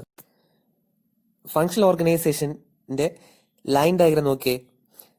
ഏറ്റവും മുകളിൽ general manager, then works manager, then നേരത്തെ പറഞ്ഞ പോലെ സൂപ്രണ്ട് 1, സൂപ്രണ്ട് 2, 2 ഡിപ്പാർട്ട്മെന്റിന്റെ 2 സൂപ്രണ്ടുമാര്. ദെൻ കഴിഞ്ഞ പ്രാവശ്യം ഫോർമാനും വർക്കേഴ്സും അങ്ങനെയായിരുന്നു പോയത്. ഇപ്പൊ പകരം നോക്കിയേ, ഏറ്റവും അടിയിൽ വർക്കേഴ്സ് ഉണ്ട്, ഏറ്റവും ബേസിൽ വർക്കേഴ്സ് ഉണ്ട്. ദെൻ അവരെ കൺട്രോൾ ചെയ്യാനും അവരെ ഗൈഡ് ചെയ്യാനും വേണ്ടിയിട്ട് കുറെ അധികം ആൾക്കാരുണ്ട്. നോക്കിയേ, ഡിപ്പാർട്ട്മെന്റ് 1 താഴെ വരുന്ന ആൾക്കാർ നോക്കിയേ, റൂട്ട് ക്ലർക്ക് ഉണ്ട്, ഇൻസ്ട്രക്ഷൻ ക്ലർക്ക് ഉണ്ട്, ടൈം ക്ലർക്ക് ഉണ്ട്, ഓർഡർ ക്ലർക്ക് ഉണ്ട്. ദെൻ സൂപ്രണ്ട് 2 അല്ലെങ്കിൽ ഡിപ്പാർട്ട്മെന്റ് 2 ആൾക്കാരെ നോക്കിയേ, gang boss, speed boss, repair boss, inspection boss. Okay, അപ്പൊ നമുക്ക് മനസ്സിലാവും സൂപ്രണ്ട് 1 അല്ലെങ്കിൽ ഡിപ്പാർട്ട്മെന്റ് 1 എന്ന് പറഞ്ഞാൽ നമ്മുടെ അഡ്മിനിസ്ട്രേഷൻ സെക്ഷൻ ആണ്. അതായത് നമ്മുടെ ഓഫീസ് വർക്കില്ലേ, ക്ലറിക്കൽ വർക്കില്ലേ, ആ സെക്ഷനാണ് ഡിപ്പാർട്ട്മെന്റ് 1. അതായത് സാലറി ഇഷ്യൂ ചെയ്യുന്നത്, ദെൻ ഓർഡർ ഇഷ്യൂ ചെയ്യുന്നത്, ദെൻ അവരെ കറക്റ്റ് ആയിട്ട് റൂട്ട് കൊടുക്കുന്നത്, ടൈം കൊടുക്കുന്നത്, അങ്ങനെയുള്ള ആൾക്കാരാണ് ഡിപ്പാർട്ട്മെന്റ് 1 ഇരിക്കുന്നത്. ദെൻ ഡിപ്പാർട്ട്മെന്റ് 2 നോക്കിയേ, gang boss, speed boss, repair boss, inspection boss. അപ്പോൾ ടെക്നിക്കൽ കാര്യമായിട്ട് റിലേറ്റഡ് ആയിട്ടുള്ള ആൾക്കാരാണ് എവിടെ ഇരിക്കുന്നത്, ഡിപ്പാർട്ട്മെന്റ് 2 ഇരിക്കുന്നത്. ഓക്കെ, അപ്പൊ നമ്മുടെ കോളേജ് വെച്ചിട്ട് പറയുവാണെങ്കിൽ നമ്മുടെ കോളേജിനൊരു അഡ്മിനിസ്ട്രേഷൻ സെക്ഷൻ ഉണ്ട്, അതിനൊരു സൂപ്രണ്ട് ഉണ്ടാവും അല്ലേ, നമ്മൾ ഫീസ് അടയ്ക്കുന്നത്, ദെൻ എക്സാമിന്റെ കാര്യങ്ങൾ നോക്കുന്നത്. അപ്പൊ അതൊരു സെക്ഷൻ. ദെൻ ഇപ്പുറത്ത് നമ്മുടെ ടെക്നിക്കൽ കാര്യങ്ങൾ നോക്കാനും അല്ലെങ്കിൽ നമ്മുടെ ടീച്ചിങ് സെക്ഷൻ നോക്കാനും വേറൊരു ഡിപ്പാർട്ട്മെന്റ് ഉണ്ടാവും, അതിനും ഒരു ഹെഡ് ഉണ്ടാവും. ഓക്കെ, അപ്പൊ അങ്ങനെ നമുക്ക് ഓർത്തിരിക്കാം. ഓക്കെ, അപ്പൊ ഇത്രേ ഉള്ളൂ. നേരത്തെ ഫോർമാനും വർക്കേഴ്സും വന്നു. ഇപ്പോ ഇടയ്ക്ക് ആ മിഡിൽ പാർട്ടിൽ ആരുണ്ട്, സൂപ്രണ്ട് കഴിഞ്ഞിട്ട് കുറെ എക്സ്പേർട്സ് ആണ് ഇരിക്കുന്നത്, അല്ലെങ്കിൽ കുറെ സ്പെഷ്യലിസ്റ്റ് ആണ് ഇരിക്കുന്നത്. അവരുടെ ഗൈഡൻസിലാണ് വർക്കർ വർക്ക് ചെയ്യുന്നത്. ഓക്കെ, അപ്പൊ ഇത് നിങ്ങൾക്ക് ഈ ഒരു ഡയഗ്രാം കാണുമ്പോഴേ നിങ്ങൾക്ക് അറിയാം ഇതിന്റെ ഒരു ഡിസഡ്വാൻറ്റേജ് എന്തായിരിക്കും, കൺഫ്യൂഷൻ ആയിരിക്കും അല്ലേ. ആരുടെ ഒക്കെ ഓർഡർ ഒബേ ചെയ്യണം അല്ലെങ്കിൽ ആരെയൊക്കെ അനുസരിക്കണം എന്നുള്ള കൺഫ്യൂഷനാണ്. അല്ലെങ്കിൽ ഇവരെല്ലാം കൂടെ വന്ന് ഇൻസ്ട്രക്ഷൻസ് തരുമ്പോൾ അവിടെ ഉണ്ടാവുന്ന ഒരു കൺഫ്യൂഷൻ ആയിരിക്കും ഇതിന്റെ മെയിൻ ഡിസഡ്വാൻറ്റേജ്. ഓക്കെ, അത് നമുക്ക് അവിടെ നോക്കാം. അപ്പോൾ ഇപ്പോ ഇത്രയും കാര്യങ്ങൾ മനസ്സിലാക്കിയിരിക്കുക. ഇനി ഈ ഓർഗനൈസേഷന്റെ ഫീച്ചേഴ്സ് നോക്കാം. ഇതിനകത്ത് എക്സ്പേർട്സ് ഉണ്ട് അല്ലെ, അല്ലെങ്കിൽ സ്പെഷ്യലിസ്റ്റ് ഉണ്ട് അല്ലെ. അവർക്ക് ഡയറക്റ്റ് അല്ലെങ്കിൽ ഈക്വൽ അതോറിറ്റി വർക്കേഴ്സിനോടുണ്ടാവും. അപ്പോ ഈ ഫോർമാൻ അല്ലെങ്കിൽ ഈ സ്പെഷ്യലിസ്റ്റ് ആൾക്കാർക്ക് വർക്കേഴ്സുമായിട്ട് ഡയറക്റ്റ് അതോറിറ്റി ഉണ്ടാവും. അപ്പോൾ വർക്കേഴ്സിന്റെ അതോറിറ്റി ആരാണ്, ഈ സ്പെഷ്യലിസ്റ്റ് ആൾക്കാരാണ്. അതായത് വർക്കേഴ്സിനോട് ഓർഡർ ഇടാനും വർക്കേഴ്സിനെ കൺട്രോൾ ചെയ്യാനും അധികാരമുള്ളത് ആരാണ്, ഡയറക്റ്റ് കൺട്രോൾ ഉള്ള ആർക്കാണ്, ഈ സ്പെഷ്യലിസ്റ്റ് ആൾക്കാർക്കാണ്. അതായത് ആർക്കൊക്കെയാണ്, നമ്മുടെ ഡിസൈനർ അല്ലെങ്കിൽ route clerk, then gang boss, speed boss, അങ്ങനെയുള്ള ആൾക്കാർക്കാണ്. ഒരു സ്പെഷ്യലിസ്റ്റ് ആയിട്ടുള്ള ഫോർമാൻ ആയിരിക്കും ഓരോ ആക്ടിവിറ്റിയുടെയും ഇൻചാർജ്. അപ്പോൾ അതിൻ്റെതായ അഡ്വാൻറ്റേജ് എന്തിനുണ്ടാവും, ഈ ഫങ്ഷണൽ ഓർഗനൈസേഷന് ഉണ്ടാവും. ഇനി എക്സാമ്പിൾ പറയുകയാണെങ്കിൽ റിപ്പയർ ബോസ്. റിപ്പയർ ബോസ് എന്ന് പറഞ്ഞാൽ നിങ്ങൾക്ക് കേൾക്കുമ്പോൾ തന്നെ അറിയാൻ പറ്റും എന്തിനു വേണ്ടിയിട്ടായിരിക്കും, നമ്മുടെ എക്യുപ്മെന്റ്സും മെഷീനറീസും റിപ്പയർ ചെയ്യാനും അതിന്റെ മെയിൻ്റെനൻസ് കാര്യങ്ങൾ നടത്താൻ വേണ്ടിയിട്ടായിരിക്കും repair boss. Speed boss guidance കൊടുക്കുന്നത് എന്തിലായിരിക്കും, കറക്റ്റ് ടൂളാണോ കട്ട് ചെയ്യാൻ വേണ്ടിയിട്ട് യൂസ് ചെയ്യുന്നത്, ദെൻ കറക്റ്റ് സ്ഥലത്താണോ കട്ട് സ്റ്റാർട്ട് ചെയ്യുന്നത്, ദെൻ കറക്റ്റ് സ്പീഡിലാണോ ഇവർ കട്ടിങ് നടത്തുന്നത്, അതേപോലെ ഫീഡും ഡെപ്തും കറക്റ്റ് ആണോ എന്നൊക്കെയാണ് ആര് നോക്കുന്നത്, സ്പീഡ് ബോസ് നോക്കുന്നത്. അതേപോലെ ഗ്യാങ് ബോസ് ഉണ്ട്. ഗ്യാങ് ബോസ് എന്ത് എൻഷുർ ചെയ്യുന്നേ, proper setting of work in the machine. മെഷീനകത്ത് നമ്മുടെ വർക്ക് പീസ് നമ്മൾ ചെയ്തെടുക്കേണ്ട കാര്യം അല്ലെങ്കിൽ നമുക്ക് ഫിനിഷ് ചെയ്തെടുക്കേണ്ട കാര്യം കറക്റ്റ് സ്ഥലത്താണോ പ്ലേസ് ചെയ്തേക്കുന്നത് അല്ലെങ്കിൽ പ്രോപ്പർ ആയിട്ടാണോ പ്ലേസ് ചെയ്തേക്കുന്നത് എന്നാണ് ആര് നോക്കുന്നത്, ഗ്യാങ് ബോസ് നോക്കുന്നത്. അതേപോലെ route clerk, department 1 route clerk എന്ന് പറയുമ്പോൾ നിങ്ങൾക്ക് അറിയാം ക്ലറിക്കൽ പോസ്റ്റ് ആയിരിക്കും. എന്ത് കൊടുക്കും, gives work orders and routing the jobs. Work ഓർഡറും കൊടുക്കും, കറക്റ്റ് റൂട്ട് ചെയ്ത് കൊടുക്കുകയും ചെയ്യും ജോബ്. അതേപോലെ ഇൻസ്ട്രക്ഷൻ ക്ലർക്ക് ഉണ്ട്. പുള്ളി എന്താ ചെയ്യുന്നത്, instruction clerk issues specification and instruction related to the job to the workers. നമ്മുടെ ജോലിയുമായിട്ട് റിലേറ്റഡ് ആയിട്ടുള്ള സ്പെസിഫിക്കേഷൻസും ഇൻസ്ട്രക്ഷൻസും കൊടുക്കുന്നവരാണ് നമ്മുടെ ഇൻസ്ട്രക്ഷൻ ക്ലർക്കാണ്. അത് പേര് തന്നെ നിങ്ങൾക്ക് എഴുതാൻ പറ്റുന്നതാണ്. അതേപോലെ ഡിസിപ്ലിനറിയൻ, അദ്ദേഹം എന്താ വെച്ചേക്കുന്നത്, keeps personnel record of workers and handles in case of insubordination. എന്തെങ്കിലും അനുസരണക്കേട് കാണിക്കുമ്പോൾ, ഇൻസബോർഡിനേഷൻ കാണിക്കുമ്പോൾ അവർക്ക് അതിനെതിരെ നടപടിയെടുക്കുന്ന ആരാണ്? ഡിസിപ്ലിനറിയൻ ആണ്. ആ പേരിൽ തന്നെ ഉണ്ട്. അപ്പോൾ പുള്ളി എന്താ കീപ്പ് ചെയ്യുന്നത്? പുള്ളി എന്ന് പറഞ്ഞാൽ ഇവരുടെ പേഴ്സണൽ ഇൻഫർമേഷൻ, ഇവർക്ക് എത്ര ബ്ലാക്ക് മാർക്ക് ഉണ്ട്, അല്ലെങ്കിൽ ഇവർ എങ്ങനെയാണ് ജോലി ചെയ്യുന്നത്, അല്ലെങ്കിൽ ഇവർ എത്ര ഇൻസബോർഡിനേഷൻ കാണിച്ചിട്ടുണ്ട് എന്നൊക്കെ ഉള്ള റെക്കോർഡ്സ് ആണ് ആര് കീപ്പ് ചെയ്യുന്നത്? ഡിസിപ്ലിനറിയൻ കീപ്പ് ചെയ്യുന്നത്. എക്സാമ്പിൾ പറയുവാണെങ്കിൽ സ്റ്റുഡൻസിന്റെ പ്രോഗ്രസ് റിപ്പോർട്ടും ഗ്രേഡ് കാർഡും ഒക്കെ കീപ്പ് ചെയ്തില്ലേ, അതേപോലെ. അഡ്വാൻറ്റേജസ് നോക്കിയേ. It is based on expert knowledge. അപ്പോൾ നമുക്ക് നേരത്തെ നിന്നുള്ള വ്യത്യാസം എന്താണ്? എക്സ്പെർട്ട് നോളജിന്റെ ബേസിലാണ് ഈ ഓർഗനൈസേഷൻ വർക്ക് ചെയ്യുന്നത്. Then experts guidance leads to better quality products and reduce wastage, accident and main machine hours. അപ്പോൾ എക്സ്പേർട്ടിന്റെ ഗൈഡൻസ് ഉള്ളതുകൊണ്ട് എന്ത് ചെയ്യും? ബെറ്റർ ക്വാളിറ്റി പ്രോഡക്റ്റ് ഉണ്ടാക്കാൻ പറ്റും. എന്ത് കുറവായിരിക്കും? വേസ്റ്റേജും ആക്സിഡൻസും അതേപോലെ മാൻ മെഷീൻ അവേഴ്സ്, അതായത് വേസ്റ്റേജ് ആയിട്ടുള്ള മാനും മെഷീനും ആയിട്ടുള്ള സമയവും നമുക്ക് എന്ത് ചെയ്യാൻ പറ്റും? അവോയ്ഡ് ചെയ്യാൻ പറ്റും. It helps in mass production by standardization and specialization. സ്പെഷ്യലൈസേഷനും സ്റ്റാൻഡേർഡൈസേഷനും കാരണം മാസ് പ്രൊഡക്ഷൻ, അതായത് ഒരു ബൾക്ക് ക്വാണ്ടിറ്റി നമുക്ക് എന്ത് ചെയ്യാൻ പറ്റും? പെട്ടെന്ന് തന്നെ ഉണ്ടാക്കിയെടുക്കാൻ പറ്റും. Unnecessary overloading of responsibility will not be there. നേരത്തെ നമ്മൾ കണ്ടു ഒരുപാട് ഓവർലോഡിംഗ് കാര്യങ്ങൾ, അതായത് ഓവർ ഡ്യൂട്ടി എടുക്കേണ്ടി വരും തൊട്ട് മുന്നേ ഉള്ള ഓർഗനൈസേഷനകത്ത്. ഇതിനകത്ത് അങ്ങനെ ഒരു പ്രശ്നം വരുന്നില്ല. കാരണം എന്താണ്? ഒരുപാട് ഫാക്കൽറ്റീസ് ഉണ്ട്, അല്ലെ? ഒരുപാട് ആൾക്കാരുണ്ട്, ഒരുപാട് സ്പെഷ്യലിസ്റ്റ് ഉണ്ട് ഇതിനകത്ത്. അപ്പോൾ ഇതിനകത്തുള്ള ടോപ്പ് എക്സിക്യൂട്ടീവ്സിന് നല്ല സമയം കിട്ടും. എന്തിനു വേണ്ടിയിട്ട്? പ്ലാനിങ്ങിനും ഫ്യൂച്ചർ എക്സ്പാൻഷനും വേണ്ടിയിട്ട് നല്ല സമയം കിട്ടും. തൊട്ട് മുന്നേ നമ്മൾ പഠിച്ചു, അതായത് സ്കേലാർ ഓർഗനൈസേഷൻ അല്ലെങ്കിൽ ലൈൻ ഓർഗനൈസേഷന് നമ്മൾ പഠിച്ചു എന്താണ്? സമയം അവർക്ക് ഓവർലോഡ് കാരണം കുറവായിരിക്കും, ഫ്യൂച്ചർ എക്സ്പാൻഷൻ അവർക്ക് ചിന്തിക്കാനേ പറ്റത്തില്ല. പക്ഷെ ഇതിൽ ആ ഒരു ഡിസഡ്വാൻറ്റേജ് ഓവർകം ആയിട്ടുണ്ട്. No special knowledge of workers is required as the instruction are supplied by experts. ഇതിന് വർക്കേഴ്സ്, ഈ ഓർഗനൈസേഷനകത്ത് വർക്കേഴ്സിന് സ്കില്ലും കാര്യങ്ങളും, അതായത് വർക്കിനെ കുറിച്ചുള്ള അറിവും മുൻധാരണയൊന്നും വേണ്ട. കാരണം എന്താണ്? ഓരോ വർക്ക് ചെയ്യിക്കാനും ഓരോ എക്സ്പേർട്സ് ഉണ്ട്, അല്ലെ? അപ്പൊ അവരുടെ ഗൈഡൻസിലാണ് കാര്യങ്ങളെല്ലാം നടക്കുന്നത്. അപ്പോൾ അത്രത്തോളം സമയവും നമുക്ക് എന്തായിരിക്കും? ലാഭമായിരിക്കും. ദെൻ സ്കിൽഡ് ആയിട്ടുള്ള ലേബറും ആവശ്യം വേണ്ടി വരത്തില്ല. Since foreman is responsible for one function, he can perform his duties in a better manner. ഒരു ഫോർമാൻ ആയിരിക്കും ഒരു വർക്കിന്റെ ഇൻചാർജ്. അപ്പോൾ പുള്ളി ഓരോ തവണ കഴിയും തോറും എക്സ്പെർട്ടായി വരും, അല്ലെ? അപ്പൊ പുള്ളിയുടേതായിട്ടുള്ള അല്ലെങ്കിൽ ഫോർമാന്റേതായിട്ടുള്ള ഡ്യൂട്ടീസ് ബെറ്റർ മാനറിൽ ഓരോ തവണയും പുള്ളിക്ക് ചെയ്യാൻ പറ്റും, അല്ലെ? ഓരോ തവണ ചെയ്യും തോറും പുള്ളി അതിൽ എക്സ്പെർട്ട് ആവുകയാണ്. അപ്പോൾ ഓരോ തവണ ചെയ്യും തോറും പുള്ളി അതിൽ എന്തായിട്ട് വരും? അഗ്രഗണ്യനായിട്ട് വരും. If any operation needs improvement, it can be improved even up to the last moment. Last moment വരെയും നമുക്ക് ഒരു പ്രോഡക്റ്റിനെ എന്ത് ചെയ്യാൻ പറ്റും? ഇംപ്രൂവ് ചെയ്ത് ചെയ്യാൻ പറ്റും. കാരണം എക്സ്പേർട്സ് ആണ് അവിടെ ഇരിക്കുന്നത്, അല്ലെ? അപ്പൊ അവരുടേതായിട്ടുള്ള ഐഡിയ പരമായിട്ട് അതിനെ ഇംപ്രൂവ് ചെയ്ത് കൊണ്ടുവരാൻ പറ്റും. Disadvantage. It is difficult to maintain discipline. Discipline maintain ചെയ്യാൻ ലൈൻ ഓർഗനൈസേഷനെ പോലെ പാടാണ്. കാരണം ഒരുപാട് ആൾക്കാർ ഇൻവോൾവഡ് ആയിട്ടുള്ള ഒരു കാര്യമാണ്. ഒരുപാട് സ്പെഷ്യലിസ്റ്റ് ഉണ്ട്, അവരുടേതായ ഐഡിയാസ് അതിനകത്ത് ഉണ്ടാവും. അപ്പോൾ ഡിസിപ്ലിൻ എന്നുള്ള കാര്യം മെയിൻറ്റെയിൻ ചെയ്യാൻ ഇതിനകത്ത് പാടായിരിക്കും. Functional expert may feel himself to be superior than others, so that the coordination of the effort of various experts is difficult. അതായത് നമുക്കിപ്പോൾ അറിയാനുള്ള കാര്യമാണ്, ഈഗോയുടെ പ്രശ്നം അതിനകത്ത് ഉണ്ടാവാൻ ചാൻസ് ഉണ്ട്. അതായത് എല്ലാവരും ഈക്വലി റാങ്ക്ഡ് ആണ്, അല്ലെ? ഈക്വലി ക്വാളിഫൈഡ് ആണ്. പക്ഷേ അവരുടെ നോളജ് പല കാര്യങ്ങളിലായിരിക്കും. അപ്പോൾ ഇവർ തമ്മിലുള്ള ഈഗോ ക്ലാഷ് ഉണ്ടാവാനുള്ള ചാൻസ് ഉണ്ട്. അപ്പോൾ അവർക്ക് തന്നെ തോന്നാം ഞാനാണ് സുപ്പീരിയർ, അല്ലെങ്കിൽ ഞാൻ മറ്റവനേക്കാളും മുകളിലാണ്, അല്ലെങ്കിൽ എന്റെ ഐഡിയ ആണ് ബെറ്റർ. അപ്പോൾ ആ ഒരു പ്രശ്നം ഇതിനകത്ത് ഉണ്ടാവാൻ ചാൻസ് ഉണ്ട്. അപ്പൊ ഇവരുടെ എല്ലാം കൂടെ കോർഡിനേഷൻ മൊത്തത്തിൽ ഡിഫിക്കൽട്ട് ആയിരിക്കും. കോർഡിനേറ്റ് ചെയ്ത് കൊണ്ടുപോകാൻ മൊത്തം ഡിഫിക്കൽട്ട് ആയിരിക്കും. Then workers always remains confused about the authority and activity of each foreman. ഞാൻ നേരത്തെ പറഞ്ഞതാണ്, ഇതിനകത്ത് വർക്കറിന് ചെറിയൊരു കൺഫ്യൂഷൻ ഉണ്ടാവാനുള്ള ചാൻസ് ഉണ്ട്.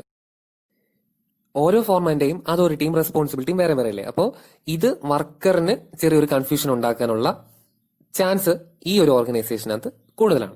ഇനി ഇതിനകത്ത് ഷിഫ്റ്റിംഗ് ഓഫ് റെസ്പോൺസിബിലിറ്റി പോസിബിൾ ആണ്. അതായത് ഇപ്പോൾ ഒരാൾ ലീവ് എടുക്കുവാണെങ്കിൽ പുള്ളിയുടെ ജോലി ഇവിടെ വേറൊരാൾക്ക് ചെയ്യാൻ പറ്റുന്നതാണ്. കാരണം അവിടെ ഒരുപാട് എക്സ്പേർട്സ് നിൽപ്പുണ്ട്, അല്ലെ? അപ്പം അവരുടെ എക്സ്പേർട്സിന്റെ സഹായത്തോടെ ഈ ലീവ് എടുത്ത ആളിന്റെ ഡ്യൂട്ടിയും കൂടെ ചെയ്യാൻ പറ്റും. ഒരു വർക്കറിന്റെ റെസ്പോൺസിബിലിറ്റി ഓവർലാപ്പ് ആവാനുള്ള ചാൻസ് കൂടുതലാണ്. അതായത് ഇപ്പോൾ ഒരു ജോലി തന്നെ രണ്ടു പേർക്ക് ചെയ്യാമല്ലോ എക്സ്പേർട്സിന്റെ ഹെൽപ്പോട് കൂടി. അപ്പോൾ അവരുടെ റെസ്പോൺസിബിലിറ്റി തമ്മിൽ ഓവർലാപ്പ് ചെയ്യാനുള്ള ചാൻസ് കൂടുതലാണ്. ഇനി failure of one expert will largely affect the production. ഈ എക്സ്പേർട്ട് എന്ന് പറഞ്ഞിട്ട് കൊണ്ടുവന്നിരിക്കുന്ന ആളുടെ ഫെയിലിയർ ആ ഒരു പ്രൊഡക്ഷന്റെ എഫിഷ്യൻസിനെ നല്ല രീതിയിൽ അങ്ങ് ബാധിക്കും. കാരണം ആ ഒരു പ്രോഡക്റ്റ് എക്സ്പേർട്ട് അല്ലെങ്കിൽ ആ ഒരു എക്സ്പേർട്ട് അല്ലെങ്കിൽ സ്പെഷ്യലിസ്റ്റിന്റെ ബേസ് ചെയ്തായിരിക്കും നമ്മൾ ആ പ്രോഡക്റ്റ് ഡിസൈൻ ചെയ്യുന്നത് അല്ലെങ്കിൽ പ്രോഡക്റ്റ് മേക്ക് ചെയ്യുന്നത്. അപ്പോൾ പുള്ളിയുടെ കൺസെപ്റ്റ് മൊത്തം തെറ്റാണെങ്കിൽ ആ ഒരു പ്രൊഡക്ഷൻ പ്ലാന്റിന്റെ എഫിഷ്യൻസി എന്ത് ചെയ്യും, കുത്തനെ അങ്ങ് താഴും. അപ്പോൾ അതൊരു ഡിസഡ്വാൻറ്റേജ് ആണ്. ഇനി ഇതിന്റെ ആപ്ലിക്കേഷൻ നോക്കാം. പ്യുവറായിട്ട് നമ്മൾ ഫങ്ഷണൽ ഓർഗനൈസേഷൻ അധികം യൂസ് ചെയ്യാറില്ല. വളരെ റെയർ ആയിട്ട് മാത്രമേ നമ്മൾ ഫങ്ഷണൽ ഓർഗനൈസേഷൻ യൂസ് ചെയ്യാറുള്ളൂ. നമ്മൾ യൂസ് ചെയ്യുന്ന പറഞ്ഞാൽ combination of functional organisation and line organisation. അതായത് നേരത്തെ പഠിച്ച രണ്ട് ഓർഗനൈസേഷന്റെ കോമ്പിനേഷൻ ആയിട്ടാണ് നമ്മൾ ഓൾമോസ്റ്റ് എല്ലാ സ്ഥലങ്ങളിലും യൂസ് ചെയ്യുന്നത്. അടുത്തതായി ലൈൻ ആൻഡ് സ്റ്റാഫ് ഓർഗനൈസേഷൻ. ഇതിന്റെ പേര് എങ്ങനെ വന്നു എന്ന് നിങ്ങൾക്ക് ഈ ഒരു ഓർഗനൈസേഷൻ എക്സ്പ്ലെയിൻ ചെയ്ത ശേഷം ഞാൻ പറഞ്ഞു തരാം. അപ്പൊ നിങ്ങൾക്ക് കറക്റ്റ് ആയിട്ട് മനസ്സിലാവും. ഓക്കെ, നമുക്ക് ആദ്യം ആ ഡയഗ്രത്തിലോട്ട് പോകാം. ഡയഗ്രത്തില് ഏറ്റവും ടോപ്പിൽ ആരാ? ബോർഡ് ഓഫ് ഡയറക്ടേഴ്സ്, അതായത് ഡയറക്ടേഴ്സിന്റെ ബോർഡ്. ദെൻ അവരെ അസിസ്റ്റ് ചെയ്യാൻ വേണ്ടിയിട്ട് ആരൊക്കെ ഉണ്ടെന്ന് നോക്കിയേ? സെക്രട്ടറി ഉണ്ട്, ലീഗൽ അഡ്വൈസേഴ്സ് ഉണ്ട്. ഓക്കെ, അപ്പോൾ സെക്രട്ടറിയും ലീഗൽ അഡ്വൈസറും ബോർഡ് ഓഫ് ഡയറക്ടറിനെ അസിസ്റ്റ് ചെയ്യാൻ വേണ്ടിയിട്ട്. ദെൻ ബോർഡ് ഓഫ് ഡയറക്ടേഴ്സിന്റെ താഴെ ആരുണ്ട്? ജനറൽ മാനേജർ ഉണ്ട്. ഓക്കെ, നമ്മൾ നേരത്തെ ജനറൽ മാനേജറും വർക്ക്സ് മാനേജറും ഒക്കെ നോക്കിയതാണ്. അപ്പൊ അതേപോലെ ജനറൽ മാനേജർ ഉണ്ട്. ദെൻ ജനറൽ മാനേജറിനെ അസിസ്റ്റ് ചെയ്യാൻ ആരുണ്ട്? അക്കൗണ്ട്സ് ഓഫീസറും പേഴ്സണൽ മാനേജറും ഉണ്ട്. ഓക്കെ, ദെൻ ജനറൽ മാനേജർ കഴിഞ്ഞാൽ നേരത്തെ നമ്മൾ കണ്ടതാണ് വർക്ക്സ് മാനേജർ. വർക്ക്സ് മാനേജറിനെ അസിസ്റ്റ് ചെയ്യാൻ ആരുണ്ട്? ഇൻഡസ്ട്രിയൽ എഞ്ചിനീയറും ഉണ്ട്, സ്റ്റോർ ഓഫീസറും ഉണ്ട്. ഓക്കെ, അപ്പോൾ വർക്ക്സ് മാനേജറെ അസിസ്റ്റ് ചെയ്യാൻ വേണ്ടിയിട്ടാണ് ഈ ഇൻഡസ്ട്രിയൽ എഞ്ചിനീയറും സ്റ്റോർ ഓഫീസറും. ഓക്കെ, ദെൻ വർക്ക്സ് മാനേജറുടെ കീഴിൽ നേരത്തെ പറഞ്ഞ പോലെ തന്നെ superintendent A, then superintendent B, അതായത് രണ്ട് ഡിപ്പാർട്ട്മെന്റ്, ഡിപ്പാർട്ട്മെന്റ് 1ഉം ഡിപ്പാർട്ട്മെന്റ് 2ഉം. ദെൻ സൂപ്രണ്ട് എയുടെ താഴെ ഫോർമാൻ ഉണ്ട്. ദെൻ ആ ഫോർമാൻ ഒരുപാട് വർക്കേഴ്സിനെ കൺട്രോൾ ചെയ്യുന്നു. ദെൻ രണ്ട് ഫോർമാൻ ഉണ്ട് സൂപ്രണ്ട് എക്ക് താഴെ. ദെൻ അതേപോലെ സൂപ്രണ്ട് ബിക്ക് താഴെയും ഫോർമാനും ഉണ്ട്, വർക്കേഴ്സും ഉണ്ട്. ഓക്കെ, അപ്പോൾ രണ്ട് ഡിപ്പാർട്ട്മെന്റ് ഹെഡായിട്ട് സൂപ്രണ്ടുമാരുണ്ട്. ദെൻ സൂപ്രണ്ടിന്റെ താഴെ ഫോർമാൻ ഉണ്ട്. ദെൻ ഫോർമാന്റെ താഴെ വർക്കേഴ്സ് ഉണ്ട്. ഏതുപോലെ നമ്മൾ ആദ്യം പഠിച്ച ലൈൻ ഓർഗനൈസേഷൻ അല്ലെങ്കിൽ സ്കെയിലാർ ഓർഗനൈസേഷൻ അല്ലെങ്കിൽ മിലിറ്ററി ഓർഗനൈസേഷൻ പോലെ. ഓക്കെ, ഇതിലെന്താ പ്രത്യേകത? അതിൽ നിന്ന് മാറ്റി എന്താണുള്ളത്? ഏറ്റവും മുകളിൽ ഒരു ബോർഡ് ഓഫ് ഡയറക്ടർ ഉണ്ട് അല്ലേ? അത് കഴിഞ്ഞിട്ട് സാധാരണ പോലെ general manager, then works manager, പിന്നെ സൂപ്രണ്ട്, പിന്നെ ഫോർമാൻ, പിന്നെ വർക്കേഴ്സ്. അപ്പം ലൈൻ ഓർഗനൈസേഷൻ പോലാണ്. അഡീഷണൽ ആയിട്ട് ഇതിനകത്ത് എന്താ കയറിയത്? ഇതിനകത്ത് കയറി എന്ന് പറഞ്ഞാൽ നിങ്ങൾക്ക് ആ ലൈൻ ഡയഗ്രം നോക്കുമ്പോൾ അറിയാം, സ്റ്റാഫ് രണ്ട് സൈഡും അഡീഷണൽ കയറിയിട്ടുണ്ട്. അതായത് മെയിൻ ആയിട്ടുള്ള മാനേജറിയൽ സ്റ്റാഫിനെ അസിസ്റ്റ് ചെയ്യാൻ വേണ്ടിയിട്ട് അല്ലെങ്കിൽ ഹെൽപ്പ് ചെയ്യാൻ വേണ്ടിയിട്ട് ഇപ്പുറത്ത് എന്ത് വരുന്നുണ്ട്? സ്റ്റാഫ് വരുന്നുണ്ട്. അതായത് ആരൊക്കെയാണ് staff? Secretary, legal adviser, accounts officer, personnel manager, industrial engineer, store officer, ഇവരെല്ലാം അഡീഷണൽ സ്റ്റാഫാണ് അല്ലേ? അതായത് നമ്മുടെ ലൈനിലുള്ള ആൾക്കാർ ആരൊക്കെയാണ്? Board of directors, general manager, works manager, superintendent, foreman. ഇത്രയും പേരാണ് ലൈനിലുള്ള ആൾക്കാർ, അതായത് ലൈൻ ഓർഗനൈസേഷന്റെ പാർട്ട്. ദെൻ ഇവരെ അസിസ്റ്റ് ചെയ്യാൻ വേണ്ടിയിട്ട് ആര് വരുന്നുണ്ട്? എക്സ്ട്രാ സ്റ്റാഫ് വരുന്നുണ്ട്. സോ ആ പേര്, hence the name line and staff organisation. Okay, അപ്പൊ ലൈനും സ്റ്റാഫും, ലൈനിലെ ആൾക്കാരെ അസിസ്റ്റ് ചെയ്യാൻ വേണ്ടിയിട്ട് ആര് വരുന്നുണ്ട്? സ്റ്റാഫ് വരുന്നുണ്ട്. അപ്പൊ അതാണ് ഇതിന്റെ പ്രത്യേകത. ഇതിനകത്ത് ലൈനിലുള്ള ആൾക്കാർ എപ്പോഴും വർക്ക് ചെയ്തുകൊണ്ടിരിക്കും. ദെൻ അവരെ അസിസ്റ്റ് ചെയ്യാൻ വേണ്ടിയിട്ട് തിങ്കേഴ്സ്, ചിന്തകന്മാരെന്ന് നമ്മൾ വിളിക്കത്തില്ലേ, അവരാണ് ആര്? സ്റ്റാഫുകൾ എന്ന് പറയുന്നത്. നമുക്കിതിന് എക്സാമ്പിൾ പറയാൻ പറ്റുന്നതെന്ന് പറഞ്ഞാൽ നമ്മുടെ മന്ത്രിമാർക്കൊക്കെ പ്രൈവറ്റ് സെക്രട്ടറീസും പ്രൈവറ്റ് സ്റ്റാഫുകളും ഉണ്ട് അല്ലെ? അപ്പൊ അവരുടേതായിട്ടുള്ള ലീഗൽ അഡ്വൈസേഴ്സും ഉണ്ടാവും. അപ്പോൾ നമുക്ക് പെട്ടെന്ന് ഒരു നിയമോപദേശം ചോദിക്കണമെങ്കിൽ ആരുടെ അടുത്ത് ചോദിക്കാം? ഈ ലീഗൽ അഡ്വൈസേഴ്സിന്റെ അടുത്തോ അല്ലെങ്കിൽ എന്തെങ്കിലും ഒരു പ്രസംഗം തയ്യാറാക്കാനൊക്കെ ഈ ഒരു സ്റ്റാഫുകൾ ഹെൽപ്പ് ചെയ്യും ആണല്ലോ. അപ്പോൾ മന്ത്രിമാരൊക്കെ എടുക്കുന്ന തീരുമാനങ്ങൾ അത്രയും ആക്യുറേറ്റ് ആയിരിക്കും. അപ്പോൾ അതിന് വേണ്ടിയിട്ട് ആര് സഹായിക്കും? ഈ പ്രൈവറ്റ് സ്റ്റാഫുകൾ സഹായിക്കും. സോ അതേപോലെയാണ് നമ്മുടെ ഇവിടുത്തെ line and staff organisation. Okay, അപ്പോൾ ലൈനിലുള്ളവർ എപ്പോഴും എന്തായിരിക്കും? കറക്റ്റ് ഡൂവേഴ്സ് ആയിരിക്കും, ചെയ്യുന്ന ആൾക്കാരായിരിക്കും. ദെൻ സ്റ്റാഫുകൾ, അതായത് അവരുടെ ഇടതും വലതും നിൽക്കുന്ന ആൾക്കാർ എന്തായിരിക്കും? തിങ്കേഴ്സ് ആയിരിക്കും. അവർക്ക് വേണ്ടിയിട്ട് ചിന്തിക്കുന്ന ആൾക്കാരും ദെൻ ചിന്തിച്ച് അവരുടേതായിട്ടുള്ള ഐഡിയാസും കാര്യങ്ങളും അല്ലെങ്കിൽ ലീഗൽ ഒപ്പീനിയൻസും എല്ലാം പാസ് ചെയ്യുന്ന ആൾക്കാരായിരിക്കും. ഓക്കെ, അതാണ് എന്തിന്റെ ഉപയോഗം? ലൈൻ ആൻഡ് സ്റ്റാഫ് ഓർഗനൈസേഷന്റെ ഉപയോഗം. ബിഗ് സ്കെയിലിൽ ഓപ്പറേറ്റ് ചെയ്യുന്ന ലാർജ് ഓർഗനൈസേഷനകത്തൊക്കെ മാനേജേഴ്സിന് എല്ലാ സ്ഥലങ്ങളിലും പോയിട്ട് ശ്രദ്ധ കേന്ദ്രീകരിക്കാൻ പറ്റത്തില്ല. അപ്പൊ അങ്ങനെയുള്ള കമ്പനീസിൽ അഡീഷണൽ ആയിട്ട് കുറച്ച് സ്റ്റാഫുകളെ ഡെപ്യൂട്ട് ചെയ്യും. ഇവരുടെ ജോലി എന്ന് പറഞ്ഞാൽ നമ്മുടെ മാനേജേഴ്സിനെ അസിസ്റ്റ് ചെയ്യുകയും അവർക്ക് വേണ്ടിയിട്ടുള്ള നിയമോപദേശങ്ങൾ കൊടുക്കുകയും ദെൻ അവര് പറയുന്ന കാര്യങ്ങൾ റെക്കോർഡ് ചെയ്ത് വെക്കുകയും ഇൻവെസ്റ്റിഗേഷൻ നടത്തുകയും അവരെ ഹെൽപ്പ് ചെയ്യും. എല്ലാ കാര്യത്തിലും അവരെ ഹെൽപ്പ് ചെയ്യലായിരിക്കും ഈ അഡീഷണൽ സ്റ്റാഫിന്റെ ഡ്യൂട്ടീസ് എന്ന് പറയുന്നത്. അങ്ങനെ വരുമ്പോൾ നമ്മുടെ ലൈനിലുള്ള ആൾക്കാർ, അതായത് board of directors, then works manager, general manager, ഇവർക്കൊക്കെ അസിസ്റ്റൻസ് കൊടുക്കാൻ നമ്മുടെ സ്റ്റാഫുകൾക്ക് പറ്റുകയും ചെയ്യും.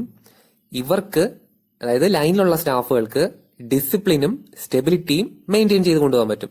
അതേസമയം തന്നെ നമ്മുടെ സ്റ്റാഫിന് ഇവരെ അസിസ്റ്റ് ചെയ്യുന്ന വഴി അവിടെ സ്പെഷ്യലൈസേഷൻ കൊണ്ടുവരാൻ പറ്റും. സ്റ്റാഫിന് എക്സ്പേർട്ട് ഇൻഫർമേഷൻ കൊടുക്കുന്ന വഴി നമ്മുടെ ഓവറോൾ എഫിഷ്യൻസി, കമ്പനിയുടെ അല്ലെങ്കിൽ ഓർഗനൈസേഷന്റെ ഓവറോൾ എഫിഷ്യൻസി ഇംപ്രൂവ് ചെയ്യാൻ പറ്റും. അതുകൊണ്ടാണ് സ്റ്റാഫിന് തിങ്കേഴ്സ് എന്നും ലൈനിലുള്ള ആൾക്കാരിനെ ഡൂവേഴ്സ് എന്നും DOERS ഡൂവേഴ്സ് എന്നും വിളിക്കുന്നത്. ചെയ്യുന്ന ആൾക്കാരും അതിനു വേണ്ടിയിട്ട് തിങ്ക് ചെയ്യുന്ന ആൾക്കാരും. അഡ്വാൻറ്റേജ് നോക്കാം. ഫസ്റ്റ് പോയിന്റ്, ഇതൊരു പ്ലാൻഡ് സ്പെഷ്യലൈസ്ഡ് സിസ്റ്റമാണ്. അതുകൊണ്ട് തന്നെ എക്സ്പേർട്ട് നോളജ് അവൈലബിൾ ആണ്. എക്സ്പേർട്ടിന്റെ നോളജ് അല്ലെങ്കിൽ എക്സ്പേർട്ടിന്റെ സ്കില്ല് നമുക്ക് അവിടെ അവൈലബിൾ ആക്കാൻ പറ്റും. Then line executives are relieved of some of their loads and are thus able to devote more attention towards production. അതായത് ലൈനിലുള്ള ആൾക്കാർ, അതായത് ബോർഡ് ഓഫ് ഡയറക്ടേഴ്സ് ആയാലും വർക്ക്സ് മാനേജർ ആയാലും ആരായാലും ലൈനിലുള്ള ആൾക്കാർക്ക് കുറച്ച് അവരുടെ ഡ്യൂട്ടീസ് നിന്ന് മാറാൻ പറ്റും. അതായത് ആരുടെ അസിസ്റ്റൻസ് ഉള്ളതുകൊണ്ട്, സ്റ്റാഫിന്റെ അസിസ്റ്റൻസ് ഉള്ളതുകൊണ്ട് അവരുടെ കംപ്ലീറ്റ് ഡെഡിക്കേഷൻ അവിടെ ആവശ്യമില്ല. കുറച്ച് ഡ്യൂട്ടീസ് ആര് ചെയ്തോളും? ഈ സ്റ്റാഫ് ചെയ്തോളും. അപ്പോൾ ഇവർക്ക് കമ്പനിയുടെ പ്രോപ്പർ എക്സ്പാൻഷൻ അല്ലെങ്കിൽ ഫ്യൂച്ചർ എക്സ്പാൻഷനിലേക്ക് ശ്രദ്ധ കേന്ദ്രീകരിക്കാൻ പറ്റും. ദെൻ അടുത്ത point, less wastage of material, man and machine hour. ഈ മാൻ ആൻഡ് മെഷീൻ അവർ നേരത്തെ വന്നതാണ്. അപ്പോൾ അവിടെ എന്താണ്? ലെസ് വേസ്റ്റേജ് കുറവാണ്. മാൻ മെഷീൻ അവറും കുറവാക്കാൻ പറ്റും. കാരണം ഇവര് ചിന്തിച്ചിട്ടാണ് എന്ത് ചെയ്യുന്നത്? ആക്ഷൻ പ്ലാൻ ചെയ്യുന്നത്. അപ്പോൾ അതുകൊണ്ട് തന്നെ മാൻ മെഷീൻ അവറും വേസ്റ്റേജ് ഓഫ് മെറ്റീരിയലും കുറയ്ക്കാൻ പറ്റും. ഇനി quality of product is improved. പ്രോഡക്റ്റിന്റെ ക്വാളിറ്റി ഇംപ്രൂവ് ചെയ്യാൻ പറ്റും. ഡിസിപ്ലിൻ പ്രോബ്ലം സോൾവ് ചെയ്യാൻ പറ്റും. കാരണം എന്താണ്? നമ്മൾ ആദ്യം പഠിച്ച മിലിറ്ററി അല്ലെങ്കിൽ ലൈൻ ഓർഗനൈസേഷനുമായിട്ട് സിമിലർ ആണ് ഈ ഓർഗനൈസേഷൻ, അല്ലെ? അപ്പോൾ പ്രോപ്പർ ആയിട്ട് ഡിസിപ്ലിൻ കൊണ്ടുവരാൻ പറ്റും. Then there is no confusion as in functional organization. Functional organization പോലെ കൺഫ്യൂഷൻ ഇവിടെ വരാൻ ചാൻസ് ഇല്ല. കാരണം അത് ക്രിസ്റ്റൽ ക്ലിയർ ആണ് ആ organisation. It possess all the advantages of line and functional organisation. Functional organisation, അതായത് തൊട്ട് മുമ്പ് പഠിച്ച രണ്ട് ഓർഗനൈസേഷന്റെയും അഡ്വാൻറ്റേജ് ഇതിനകത്ത് കിട്ടും, ഈ ഒരു ഓർഗനൈസേഷനകത്ത് കിട്ടും. ഇനി ഡിസഡ്വാൻറ്റേജ് നോക്കാം. Product cost will increase because of high salaried staff executive. നിങ്ങൾക്കറിയാം, പേഴ്സണൽ സ്റ്റാഫ് അല്ലെങ്കിൽ ലീഗൽ അഡ്വൈസേഴ്സ് അങ്ങനെയുള്ള ആൾക്കാരെ എക്സ്പേർട്സിനെ വെക്കുമ്പോൾ, ഉപദേശകരായിട്ട് വെക്കുമ്പോൾ സാലറി കൊടുക്കണം, അല്ലെ? അപ്പൊ അവർക്ക് സാലറി കൊടുക്കുന്നത് കൊണ്ട് കോസ്റ്റ് ഓഫ് പ്രൊഡക്ഷൻ എന്ത് ചെയ്യും? കൂടും. ഇനി in case function are not clear, it may create confusion. Functions അവർക്ക് ക്ലിയർ അല്ലെങ്കിൽ അവിടെ എന്തുണ്ടാവും? കൺഫ്യൂഷൻസ് ഉണ്ടാവും. അതായത് ഓരോരുത്തരും ചെയ്യേണ്ട ഫംഗ്ഷൻസ് അവിടെ ക്ലിയർ അല്ല എന്നുള്ള ഒരു അവസ്ഥ വരുവാണെങ്കിൽ അവിടെ എന്തുണ്ടാവും? കൺഫ്യൂഷൻസ് ഉണ്ടാവും. ലൈൻ എക്സിക്യൂട്ടീവ്സും സ്റ്റാഫ് മെമ്പേഴ്സുമായിട്ട് എന്തെങ്കിലും പ്രശ്നങ്ങളോ അസൂയയോ ഉണ്ടാവുകയാണെങ്കിൽ അത് കമ്പനിയുടെ എഫിഷ്യൻസിനെ മോശമായിട്ട് ബാധിക്കും. അതേപോലെ തന്നെ അടുത്തൊരു ഡിസഡ്വാൻറ്റേജ് എന്ന് പറഞ്ഞാൽ, നമ്മുടെ ലൈൻ എക്സിക്യൂട്ടീവ്സ് സ്റ്റാഫ് മെമ്പേഴ്സിനെ അമിതമായിട്ട് ആശ്രയിക്കുകയാണെങ്കിൽ അത് കമ്പനിയുടെ പ്രൊഡക്ടിവിറ്റിനെ ബാധിക്കും. അതായത് അവരുടെ തീരുമാനം എടുക്കാനുള്ള കഴിവിനെയും അവർക്കൊരു ഡിസിഷൻ മേക്കിങ്ങിനുള്ള കഴിവിനെയും സാരമായിട്ട് ബാധിക്കും. ഇനിഷ്യേറ്റീവ് എടുക്കാനുള്ള കഴിവ് നഷ്ടമാകും. അല്ലെങ്കിൽ അവർക്ക് കറക്റ്റ് ഒരു കാര്യം പറഞ്ഞ് ചെയ്യിപ്പിക്കാനുള്ള കഴിവ് എന്ത് ചെയ്യും? നഷ്ടമാകും. Sufficient expert knowledge and guidance is not available as compared with functional type organisation. തൊട്ട് മുമ്പുള്ള ഓർഗനൈസേഷൻ നിങ്ങൾ കണ്ടു, അതിനകത്ത് ഒരുപാട് സ്പെഷ്യലിസ്റ്റ് ഉണ്ട്, അല്ലേ? അപ്പൊ അതേപോലുള്ള സ്പെഷ്യലിസ്റ്റ്, അത്രയും സ്പെഷ്യലിസ്റ്റിന്റെ ഒരു സേവനം ഇതിനകത്ത് ഈ ഒരു ലാസ്റ്റ് ഓർഗനൈസേഷൻ, അതായത് ലൈൻ ആൻഡ് സ്റ്റാഫ് ഓർഗനൈസേഷനകത്ത് വരുന്നുണ്ടോ? ഇല്ല. അതിനകത്ത് ഒരുപാട് എക്സ്പേർട്സ് ഉണ്ടായിരുന്നു, അല്ലേ? പക്ഷെ അത്രയും എക്സ്പേർട്സിന്റെ അവൈലബിലിറ്റി ഈ ഒരു ഓർഗനൈസേഷനകത്ത് വരുന്നില്ല. അപ്പൊ അത് ഇതിന്റെ ഒരു പോരായ്മയാണ് എന്നാണ് പറയുന്നത്. ഇനി ആപ്ലിക്കേഷൻ നോക്കാം. Line and staff organization is very common among medium and large enterprises. Medium എന്റർപ്രൈസിലും ലാർജ് എന്റർപ്രൈസിലും മെയിൻ ആയിട്ടും കാണുന്ന ഓർഗനൈസേഷൻ സ്ട്രക്ചർ ആണെന്ത്? Line and staff organization structure. Requirement of a good organization. ഒരു നല്ല ഓർഗനൈസേഷന്റെ ഫീച്ചേഴ്സും അതിന്റെ ആവശ്യകതകളും. ഒരു ഗുഡ് ഓർഗനൈസേഷൻ അഡ്മിനിസ്ട്രേഷൻ ജോലികളെ ഈസിയാക്കും. എങ്ങനെ ഈസിയാക്കും? Dividing duties and responsibilities of individual worker according to his status in factory. ഒരു വർക്കറിന്റെ സ്റ്റാറ്റസ് അനുസരിച്ചിട്ട് പുള്ളിക്ക് കൊടുക്കാൻ പറ്റുന്ന അതോറിറ്റീസും റെസ്പോൺസിബിലിറ്റീസും അല്ലെങ്കിൽ ഡ്യൂട്ടീസും റെസ്പോൺസിബിലിറ്റീസും ഡിവൈഡ് ചെയ്ത് കൊടുക്കാൻ ആർക്ക് പറ്റും? ഒരു ഗുഡ് ഓർഗനൈസേഷന് പറ്റും. രണ്ടാമത്തെ പോയിന്റ്, ഒരു വർക്കറിന്റെ എക്സ്പീരിയൻസ്, ക്വാളിറ്റി, എഡ്യൂക്കേഷൻ ഇതനുസരിച്ചിട്ട് ഒരാൾക്ക് ഡ്യൂട്ടീസ് അസൈൻ ചെയ്ത് കൊടുക്കാനും പേപ്പർ വർക്ക് അസൈൻ ചെയ്ത് കൊടുക്കാനും ഒരു നല്ല ഓർഗനൈസേഷന് പറ്റും. അടുത്ത പോയിന്റ് എന്ന് പറഞ്ഞാൽ അവിടെ ഉള്ള എംപ്ലോയീസ് തമ്മിൽ ഡിഫറെന്റ് ലെവൽസിലുള്ള, അതായത് വർക്കറും ഫോർമാനും, അപ്പൊ അവർ തമ്മിൽ ഡിഫറെന്റ് ലെവലായില്ലേ. അപ്പൊ അവർ തമ്മിൽ ഒരു കോർഡിനേഷനും ഒരു ഹെൽത്തി അറ്റ്മോസ്ഫിയർ, ഹെൽത്തി റിലേഷൻ, നല്ല റിലേഷനും ഹാർമോണിയസ് ആയിട്ടുള്ള നല്ല അറ്റ്മോസ്ഫിയറും ഉണ്ടാക്കിയെടുക്കാൻ ഒരു നല്ല ഓർഗനൈസേഷന് പറ്റും. അടുത്ത പോയിന്റ് എന്ന് പറഞ്ഞാൽ ഫ്യൂച്ചർ എക്സ്പാൻഷനും പ്ലാനിങ്ങിനും ഇംപ്രൂവ്മെന്റിനും വേണ്ടിയിട്ട് ടോപ്പ് ലെവൽ മാനേജ്മെന്റിന് ഒരുപാട് സമയം കൊടുക്കാൻ ഒരു ഓർഗനൈസേഷന് പറ്റും. അതായത് ഒരു നല്ല ഓർഗനൈസേഷൻ ആണെങ്കിൽ ടോപ്പ് ലെവൽ മാനേജേഴ്സിന് തിങ്ക് ചെയ്യാനും ഫ്യൂച്ചർ എക്സ്പാൻഷൻ ചെയ്യാനും പ്ലാനിങ് നടത്താനും ആവശ്യമായിട്ടുള്ള സമയം ഇഷ്ടം പോലെ കൊടുക്കാൻ പറ്റും. പ്രോഫിറ്റിന്റെ മാർജിൻ ഉയർത്താൻ ഒരു ഗുഡ് ഓർഗനൈസേഷന് എളുപ്പം സാധിക്കും. അതുപോലെ തന്നെ എല്ലാ മേഖലകളിലും, ഡെലിവറി ആയാലും എല്ലാ ആക്ടിവിറ്റീസിലായാലും നല്ലൊരു ഡിസിപ്ലിൻ കീപ്പ് ചെയ്യാൻ വേണ്ടിയിട്ട് ഒരു ഗുഡ് ഓർഗനൈസേഷന് കഴിയും. It clearly defines authority, responsibility. It avoids confusion, duplication, wastage and inefficiency. Authority അതായത് അധികാരം, ചുമതല, റെസ്പോൺസിബിലിറ്റി, ഇത് രണ്ടും ഡിഫൈൻ ചെയ്യാൻ ആർക്ക് പറ്റും? ഒരു നല്ല ഓർഗനൈസേഷന് പറ്റും. ഇനി it avoids confusion, duplication, wastage and inefficiency, ഇതെല്ലാം അവോയ്ഡ് ചെയ്യാൻ ആർക്ക് പറ്റും? ഒരു ഗുഡ് ഓർഗനൈസേഷന് പറ്റും. Organisation facilitates the flow of information and decision making from one level two another without delay and distortion. ഒരു നല്ല ഓർഗനൈസേഷൻ ആണെങ്കിൽ നമ്മൾ ആദ്യം പറഞ്ഞു ലൈൻ ഓർഗനൈസേഷനകത്ത് മുകളിൽ നിന്ന് താഴെ വരുമ്പോഴത്തേക്കും ഇൻഫർമേഷൻ ഡിസ്റ്റോർട്ടഡ് ആവാനുള്ള ചാൻസ് കൂടുതലാണ്. അപ്പോൾ അതിനെക്കുറിച്ചാണ് ഇവിടെ പറയുന്നത്. ഒരു നല്ല ഓർഗനൈസേഷൻ ആണെങ്കിൽ അങ്ങനെ ഒരു പ്രോബ്ലം ഉണ്ടാവത്തില്ല. ടോപ്പ് ലെവലിൽ നിന്ന് ബോട്ടം ലെവലിലേക്ക് വരുമ്പോഴത്തേക്കും ഇൻഫർമേഷന് ഒരു കുഴപ്പവും സംഭവിക്കത്തില്ല. അടുത്ത point, it promotes total involvement, commitment and mutual help. ഒരു നല്ല ഓർഗനൈസേഷൻ എന്തിനെ പ്രൊമോട്ട് ചെയ്യും? ടോട്ടൽ ഇൻവോൾവ്മെന്റ്, നല്ല രീതിയിലുള്ള കംപ്ലീറ്റ് ആയിട്ടുള്ള ഇൻവോൾവ്മെന്റ്, അതേപോലെ കമ്മിറ്റ്മെന്റ്, അതേപോലെ മ്യൂച്വൽ ഹെൽപ്പ്.